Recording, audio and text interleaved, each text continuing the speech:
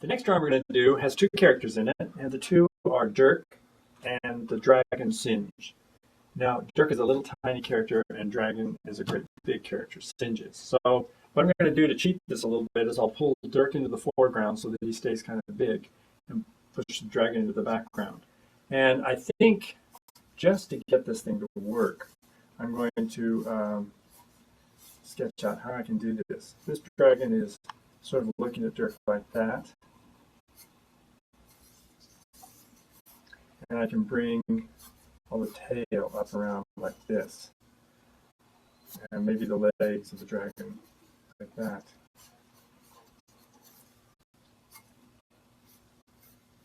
So I think that's going to work. So the dragon, what I just told you, I think is really relevant here. What's the dragon doing? Is he excited? Is he angry? Does he want to get Dirk? All of that becomes really relevant. So I get a dragon that's going to be kind of that big. So Dirk, if I turn him around and put our back to us, we're not going to see him too much. But what I could do is have him, he's just made a swing at the dragon, and he's really in the foreground up here. So I'll put his head there, maybe arms like this. There's his sword. And so I want to do it in action because somehow the action always looks better rather than just standing there. And we'll say he has just swung the sword like that, but the dragon had stepped back and it missed. So that gives me an idea of what the picture is going to look like. Right now, I've got this down in this corner, so it looks like we're going to probably have to take the little seal and put it over in this corner. But I think it'll work. So let's get this Singe dragon to work for us. Really important. I'm going to just slightly detail again, so I know what I'm drawing here. The eyes will be somewhere in there. The hard part about this dragon a lot of times is these big rims that are on his tummy. But once I kind of get the idea, then I can work with a little more confidence. I'm going to say the dragon is really, really angry or really fierce because it's going to make a better drawing, which means its hands are going to take on kind of a stiff look. Shoulders up here. That's going to work great. Then I'll put all the spines and all the decoration on just a little bit later. Let's see what Dirk's going to look like. I think he's going to be looking back towards the dragon, so I've got the eye line right there, and I'm going to put his eyes looking up at the guy. So it's sort of like that. Here would be his helmet. There's the Dirk nose and the Dirk frown.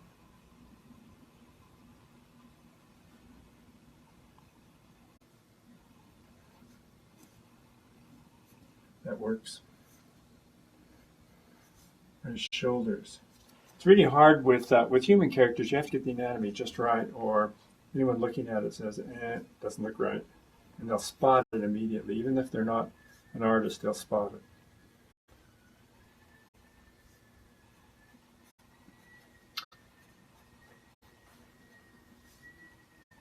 So it'll be something like this.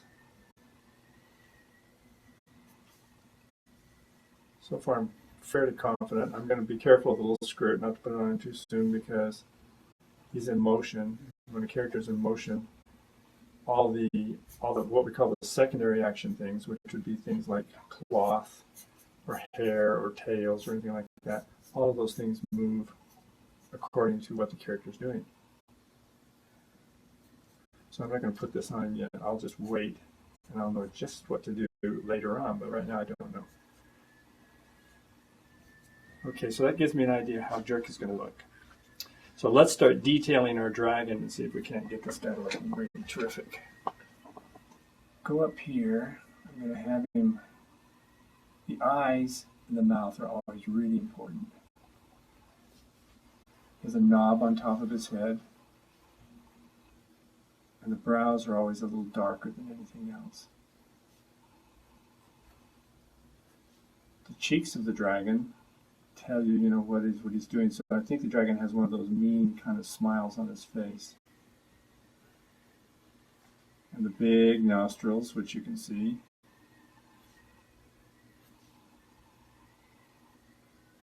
when we were first learning how to draw this dragon, everybody had a lot of fun with it because we hadn't a clue. No one knows what a dragon really looks like, unless you look at the kimono dragons, and you just don't know. So you have to make something up. So we stuck right on the bottom of his chin these two great big warts with these little growths that come out of them.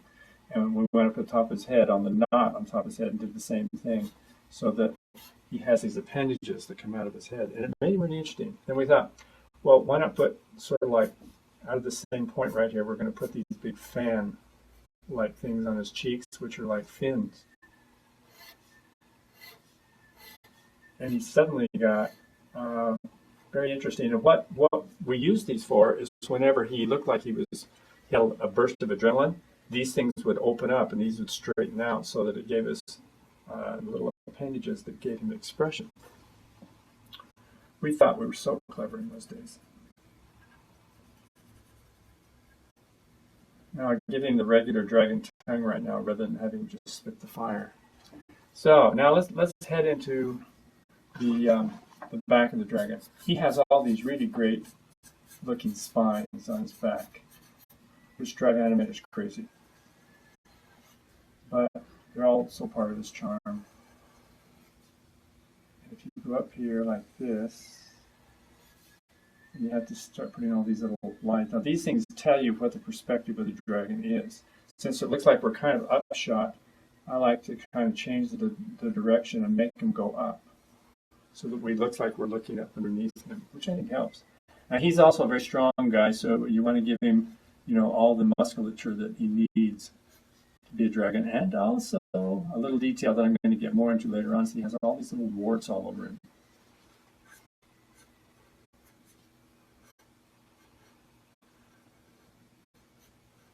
So there we go. Let's draw his chest.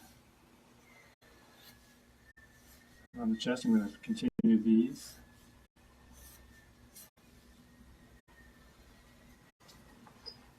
So far, I'm liking it. I think it's going to be good. Right in here again, here's some of these little warts that get all over his skin. I don't know what those are. It just makes him look a little bit kind of like an animal, so we do that. And I even forgotten who came up with that idea. But it was a combination of a lot of people working together.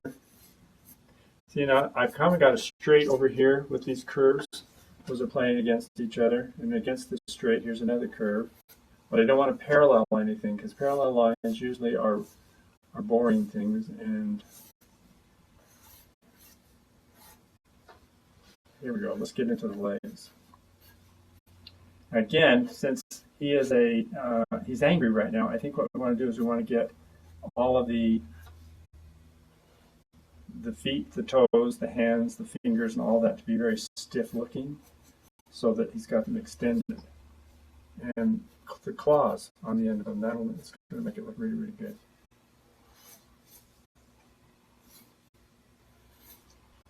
All right. And right here, we'll do this, this, this, this, and then get this other leg. And he has big fleshy legs, so don't be afraid if you're trying to draw this guy to make them kind of big and flat and fleshy, but also a real fleshy knee.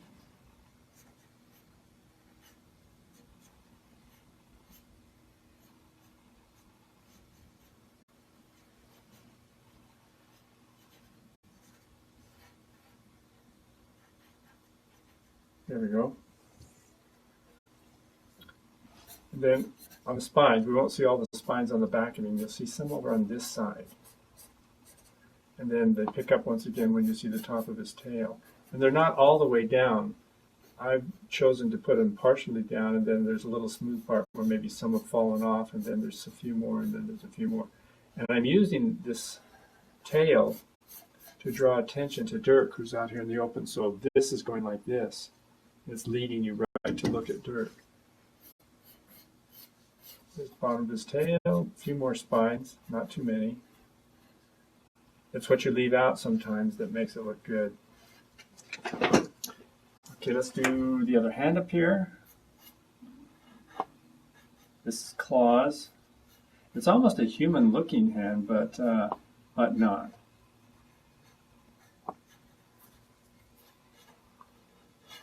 This is foreshortened. So there's the bicep. Here would be the elbow down here. And then we decorate it with the few little warts. That does that. All right, let's finish off Dirk for us. We're almost there.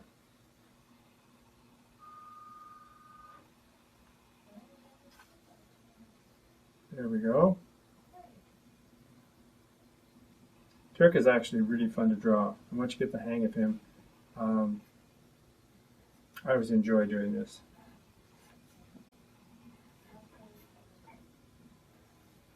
Sometimes I can't exactly talk why I'm doing some of the things, but it's sort of an intuitive process after a while. So you get to know when the line is in the right place or it's not. Don't be afraid to use your eraser, because that's why we make mistakes. You just admit them, erase it, and go on. All right. Now Dirk, you have to think through this. You know, how is he grasping? Here's his hand. His thumb goes around the other side. This other hand is upside down, and this is the thumb here. All right, and so I'm liking that. Let's draw the hilt of the sword. This will tell us kind of how the sword angle is. There's the knob on the end of the hilt of the sword. Now we have to draw the sword itself. And there we are. Now I'm ready to kind of put clothes on this guy. And I know that I'm going to let that fly up there because he's moving forward, so this trails behind like a secondary action. There's his other leg.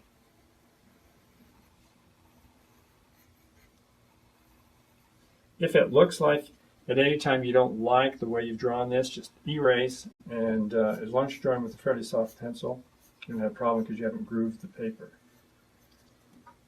He has big, big legs down to him, almost no ankles at all. And no one knows why he has no ankles. We're just accepted. So there's your Dirk. Now the last thing to stick in, of course, is these lines, speed lines that indicate the swing that he just took. And a little bit of a shadow will put him on the ground. And there you have Dirk and Singe. Okie doke.